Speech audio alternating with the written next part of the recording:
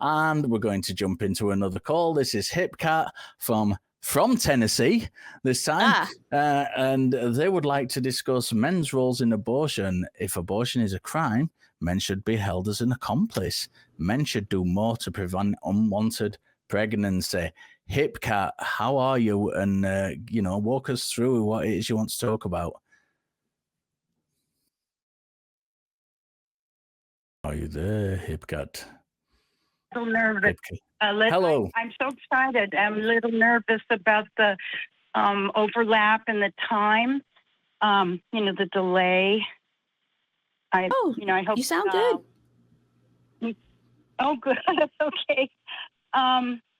Yes, I'm very frustrated about the pro-life issue because it appears they only have one option, and that's to, stop the woman from having an abortion and save the day, and it's like, but what about the other options? I mean, and it frustrates me that it's, so focused on the female, and I believe I'm way more pro-life than pro-lifers, and I'm pro-choice. Yeah, isn't that something? Isn't that something? They're pushing this.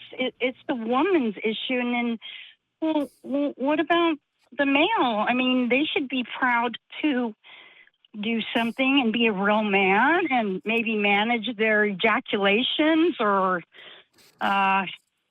vasectomy, or, wear condoms, have oral sex, masturbation, and so on and so forth. And I feel like making... All sounds good to me. I'm over it. I know. I want to put them on people's cars and just... I go by being super, super pro-life.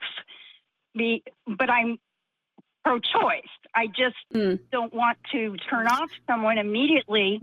And it's like, argue it with me, because I have about 12 ways other than one suggestion, Yeah. And there's a lot we can do. Of course, that's, they're trying to be controlling, and right. And we all know that. Yeah. I think... I'm sorry. Continue. I don't hear enough. Oh, go ahead. I think it's that overlap. Oh, no, you're good. I think what you're trying to do is you're trying to apply logic and reason to a law and a system that is not interested in logic and reason. And I think you're applying pro-life to a pro-birth set of circumstances and rules and laws. And what you're forgetting is that the people that create these laws that punish women for something that takes more than just women to happen are actually doing it because they just don't like women. They just don't. So while there are a million different ways that men could also be responsible, that's not the point. The point is not responsibility. The point is not truly stopping people from having abortions because they think abortions are against their pro-life views. What they're trying to do is they're trying to put women in a certain category where they belong, where they are responsible, where they are the troublemakers, where they are the ones who are doing the seducing. Exactly. And if you're trying to find logic, unfortunately, you won't, because logic was not the basis of these decisions being made. Right. And that I understand that. I get that. I just want to make them talking points every time someone says, that's what I want to do. I go, okay, if you're really pro-life, then let's have a lot of options instead of just one, because I want to put your feet to the fire and go, okay, I will help you. I want to make up flyers and put them on cars. I want people to make this an equal talking point is really all. Yes. And puts people on the spot and go, well, okay, you're pro-life, but let's, talk about this and come up with options and how can they argue with that? And they will. Yeah. Just Oh, yeah. I just wish everybody, would make this a talking point just as much as the abortion issue, just for every time mention, okay, and then guys can do this. And not that that'll convince them, but I don't want them to get away without pushback. That's Right. really it. If somebody tells you that they're pro-life, I think you should ask them what their plans are for improving the child system, the child welfare system, first of all, and how many children they've adopted, how many they plan to adopt, what do they plan on doing with most of the systems that we have in process for funding single moms, like WIC programs that allow women to buy groceries. The same exact people that are pro-life and anti-abortion are also the ones that support cutting government funding for all the programs that help those children once they're born, because they're not pro-life, they're pro-birth. They want you to have the kid, and then once you have the kid, they're like, well, you should have kept your legs closed. I'm not going to pay for your WIC. I'm not going to pay for your rent. I'm not going to pay for your housing. You should have thought about that before you were such a whore. So I think in order to have a conversation like that, they should have answers for, okay, what are you going to do about the children right now that don't have homes? Are they planning on adopting? How many kids are they planning on adopting? How do they plan on funding those adoptions? Where do they plan on, like if they don't want to depend on the government for those resources, what else should we do? And I don't think they'll have answers for those. Yes, I agree. Oh, no, I know. My thing is a little bit more just introducing one idea and not going further, because a lot of people I know are pro-life, and most of our friends in Florida were, all Trump supporters, and here in Tennessee they are. And I don't talk politics with them because they're friends of mine, and we have a lot in common and having a good time. But I agree with you. Those are all important points. And I don't want to immediately turn one of my Republican friends off. I want to just suggest that. I agree with you that the other issues are really what's important. But I just want to get them to think about something. Let's do this. And I mean, what do they say when you say those things? Have you ever said that to them? I have, and they're just like, yeah, they agree. One of my friends is like such a Trump supporter. They've gone to Mar-a-Lago, and I've never talked to them about, but I did talk to them about, come on, how about the guys preventing the abortions or wearing a condom? And did you ever think of that? Why don't we start there? And then, but with them, I couldn't do anything more intelligent and do the WIC program and go there, because that's when they start to not listen to me. Because they know you're right. Because it makes too much sense. And I'm just, they agree with me on the part about guys being, I go, if you're really pro-life, and I'm like cheering them on, and they don't realize how I really am. But I want to get those talking points out, at least that.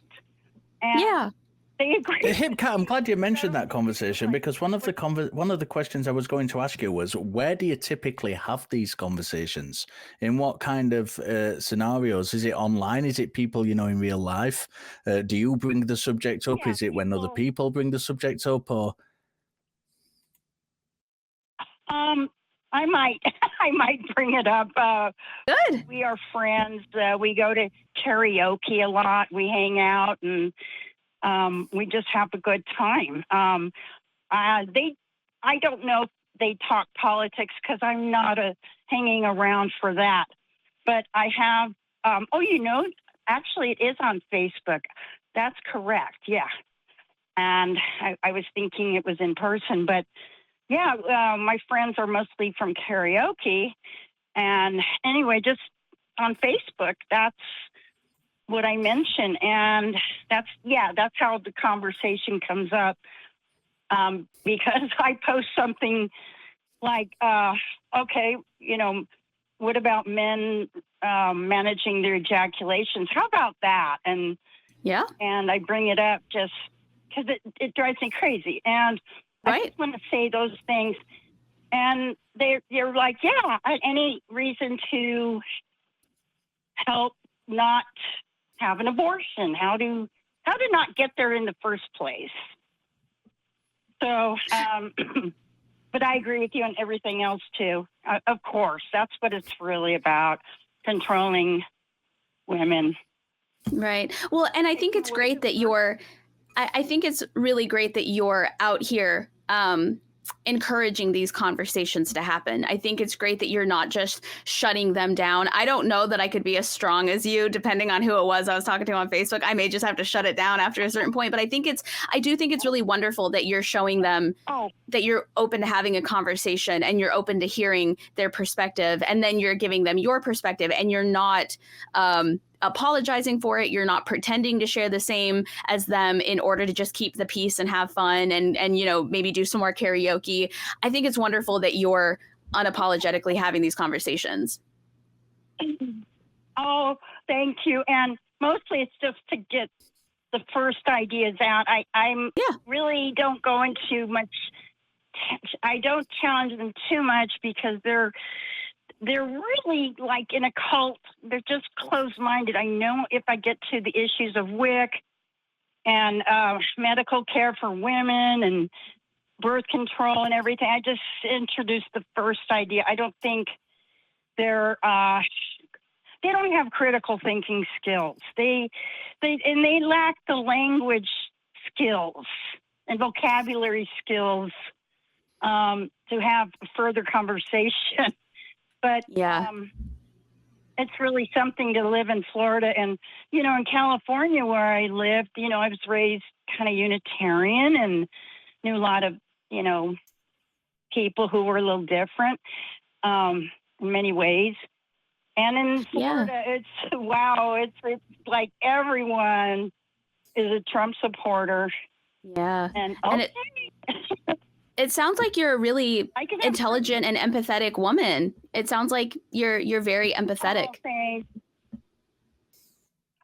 I think so. Thank you. I just want to make those talking points be an obvious pushback every single time. That's my beef. And I want a billboard. I want to have a billboard that says, "Did you ever think of this?" Yes. Yes. Yeah, I feel like if they can have a billboard that talks about being pro-life, we can have a billboard that says, here's all the ways that you can help continue to be pro-life. Stop having sex with people that's not protected. That's what it throws them off when I say, oh, I'm pro-life, but they're not, and it throws them off and they, you're right. Yeah, men should do this. Yeah. Yeah. Okay, good. One question for you is, what age group are these people? Oh, we were all like late 50s, early 60s. Yeah. I was born in 1960. Well, and I thought so. Time too.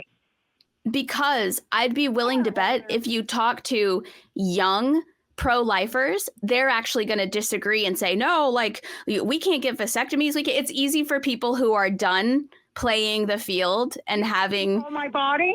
Yeah, right. Like people who are done with that, people who are, post menopause, of course, they're going to say things like, oh, yeah, I totally agree. Men should be responsible when it doesn't necessarily apply to them anymore biologically. But I would be curious to see the response with millennial aged pro-lifers.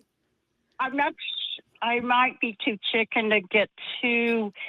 I don't want to get confrontational with these people because they're not.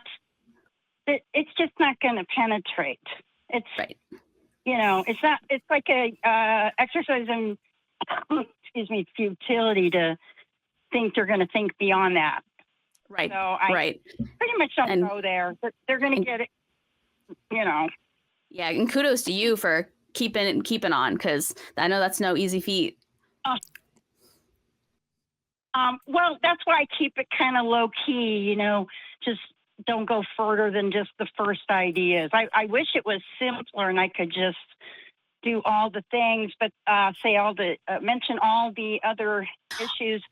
But then they'll start to go, oh, you're one of those liberals. Oh, you think this, you think that. And you care about people and use logic and want the best for everyone. Ugh.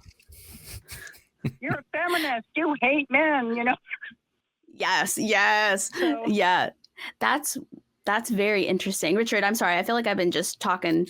No. For the second time tonight, I've just been enjoying the conversation. I've been a fan of the show, and I think. Aww. I think exactly. I think Hipcat and both Hipcat and yourself have raised some really, really good points. I would caution Hipcat, and following on from her own words, actually, I think that she knows this as well. That make sure you're put in a safe situation when you're having these conversations. It's probably not wise to just walk up to a bunch of anti-abortionists and kind of who are carrying axes and swords and whatever they carry these days, and kind of start arguing with them. make sure it's a safe environment. I don't know why they'd carry axes and swords, but you know what I mean. I just got this vision of like a bunch of Eastern Europeans in the 12th century chasing down beasts who wanted to have an abortion. Then for some bizarre reason, it's because you're on the show, Sydney, the vampire. I'm sure it is. Stop vampire abortions. It's not vampire abortions. They are bringing the nation down. I agree with virtually everything you've both said. I think it's a really important conversation to be having. And Hipcat, you did say something interesting that I would like to highlight. You said, I wish it were that simple. It is that simple. Your argument that you're bringing up, your one point, is that simple. It is easy to do. It is easy to make happen. It is just not convenient. And so people don't want to hear it. But it is that simple. That should be the only point you have to bring up because it is truly that simple. But for whatever reason, it's not convenient. Friends, I'm kind of more gentle with my friends because they're just, God. They believe in God, and I mean that's okay. That's totally okay. Just don't freak out that I think differently, and so I just I'm very low key. Some people don't even know what I am politically or religiously, because we're at karaoke and I'm just going to keep it light. But I wish it was easier to just say all the other things. But in other situations, I am more pushback even. Good. But it sounds like you're doing great. It sounds like you're doing what you know can be done in your particular scenario and in your particular setting, and you're engaging people in conversations they can have versus pushing it to a point where they shut it down and they never want to talk again. And I think that's smart.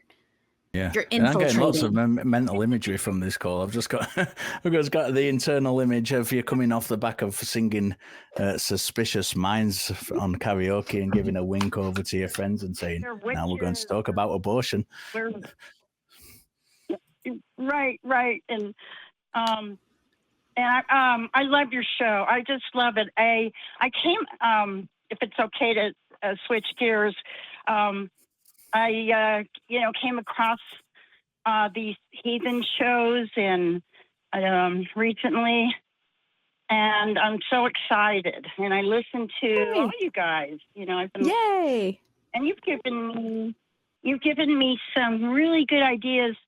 And vocabulary, help me have some word power to make a better answer.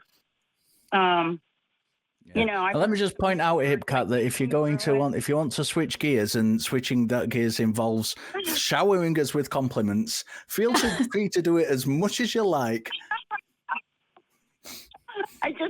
wanted to mention that. I didn't know if my call was going on too long. And no, absolutely not. We've loved talking to you. A great and very important conversation. Oh, thanks. I love it. And I have so many topics. I mean, every time you guys talk about one thing, I go, oh my God, I know that. I'm that, or, oh, I get excited. So, well, you are more than welcome to call us back again, Hipcat. I'm going to let you go now. Thanks for giving us a call. It's a very, very important topic of conversation.